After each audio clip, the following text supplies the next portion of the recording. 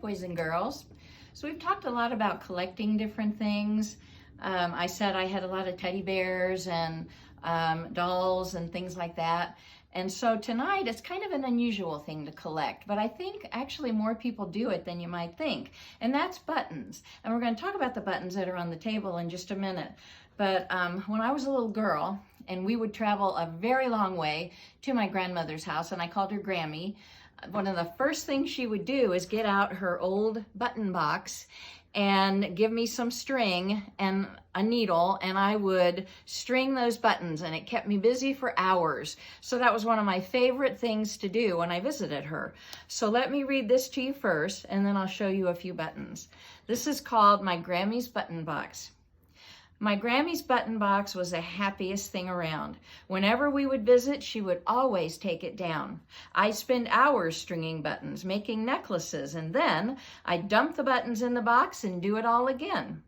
Whenever we would visit, Grammy gave us games to play. She had books to entertain us and kept us busy every day.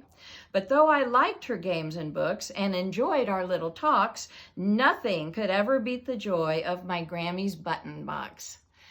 So I used to think that was the most fascinating thing in the world.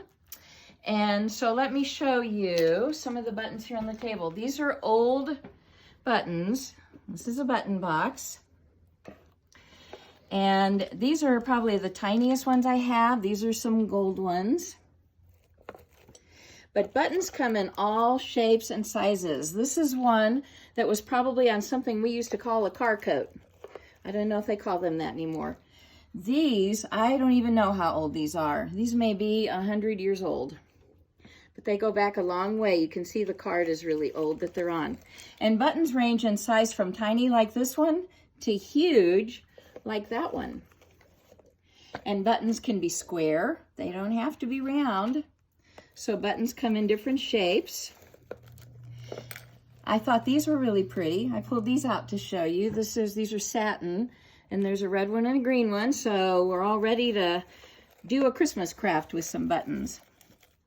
This one I thought looked like a gold nugget, so that's one of my favorites. Let me see what else we have in here. We have, okay,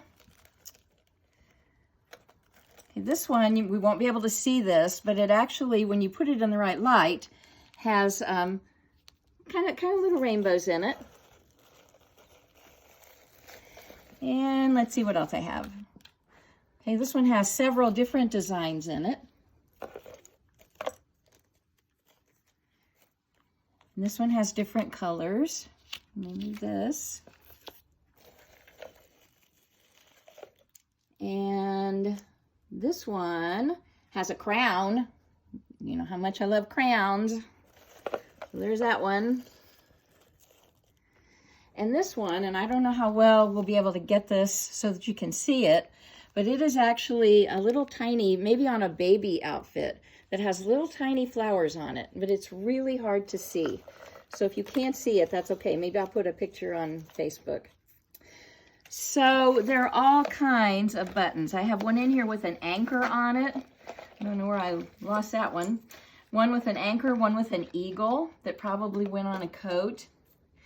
Oh, there's the eagle. Okay, there's one with an eagle on it. I think there were several in here. So we have those buttons. And then, I didn't dump these in there, but these are really old buttons. And they just, I think it's so interesting. And I think it's interesting what you can do with buttons. People make a lot of things with buttons. I've seen people take picture frames and glue buttons around the picture frame, and that makes a nice gift. And then I have this, which is my bracelet, which has all kinds of buttons on it, including some stars and moons and wizards. So you can do a lot of different crafts with this. And in fact, I forgot that I even had that when I bought these buttons. And a lot of these are the same. There's a teddy bear, that's different. But there's the wizard. So I could actually buy some elastic. There's a, okay, I think that's a hourglass maybe. So all kinds of buttons come in all shapes and sizes. So it's fun to collect them. It's fun to do crafts with them. And I really, really thank my Grammy, because if it weren't for her introducing me to that button box, I don't know that I would have become so fond of buttons. So this one is called Waiting for My Bike. We're gonna switch gears. I'm waiting for my bike to come, and then I'll learn to ride. I just can't wait to ride with friends and spend the time outside. I know I'll love the way the wind will ruffle through my hair, and once I get real good at it, I'll ride it everywhere. I think I'll put those tassels at the ends of the hand grips and put a basket on the back to go on longer trips. I figure that for now, though, till my learning is complete, my mom might let me ride it to the end of my own street.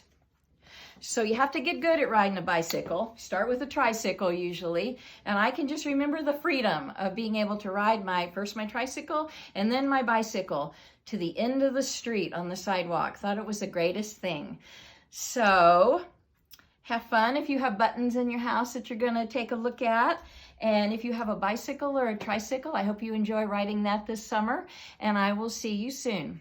Bye-bye.